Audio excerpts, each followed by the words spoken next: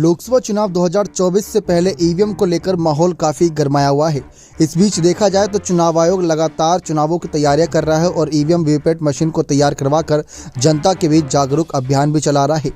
लेकिन कई सारे वकील, जज और आम जनता है जो ये चाहती है कि इस बार बैलेट पेपर से ही चुनाव हो। आप तमाम तरह की सोशल मीडिया पर वायरल वीडियो देख रहे होंगे। लेकिन इस बीच कई वकील, जज ये दावा कर रहे हैं कि सुप्रीम कोर्ट से भी इस बात को लेकर वे गुहार लगा रहे हैं। सुप्रीम कोर्ट से मांग करेंगे कि ईवीएम को बंद करके बैलेट पेपर से ही चुनाव हो। ईवीएम के सॉफ्टवेयर ऑडिट को लेकर सितंबर 2023 के महीने में एक बड़ी रिपोर्ट सामने आई थी। सुप्रीम कोर्ट ने ईवीएम के सॉफ्टवेयर के ऑडिट की मांग वाली याचिका पर सुनवाई करने से तब इनकार कर दिया था। सुप्रीम कोर्ट ने कहा था कि ऐसा कोई तथ्य या सबूत पेश नहीं किया गया है जिससे पता चले कि चुनाव आयोग ने संविधान का उल्लंघन किया हो।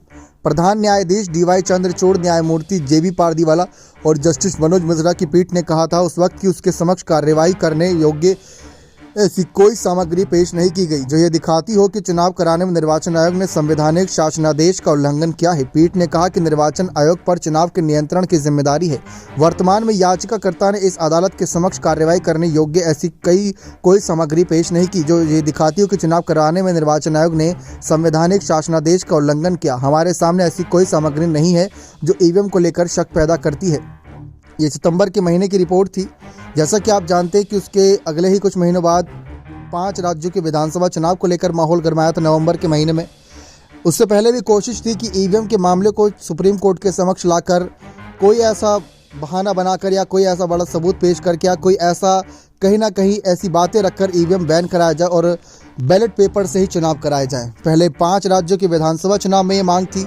कांग्रेस लगातार ये कहती रही, जिसमें दिग्विजय सिंह और कमलनाथ जैसे बड़े नेता हैं, वे ये कहते रहे कि ईवीएम से चुनाव होगा तब गड़बड़ी होगी और आसानी से बीजेपी जीतेगी। जहां पर लग रहा था शुरुआत में एग्जिट पोल देखकर कि 5 राज्यों के विधानसभा चुनाव में कांग्रेस को अच्छी खासी जीत मिल सकती है कुछ राज्यों में, वहां पर भी बीजेपी जीत गई। तो सवाल तब ज़्यादा गहराया कि आखिर क्या सचमुच ईवीएम के जरिए ही चुनाव जीत रही है बीजेपी। ऐसे में फिर लगातार मांग की गई कि अब बैलेट पेपर से चुनाव होने चाहिए, आम चुनाव। सुप्रीम कोर्ट लगातार इस मसले पर आगे सतर्क रहा है जब भी ईवीएम से जुड़ा कोई मुद्दा आया है। जैसा कि आप देख सकते हैं कि पहले ही मांग काफ़ी खारिज हो चुकी है। साल 2013 की बात कर लें या उसके बाद की ही बात कर लें, कई ऐसी याचिकाएँ दर्ज हुई हैं जिन पर आगे सुप्रीम कोर्ट ने बहुत ही सतर्कता के साथ अपने फैसले दिए हैं।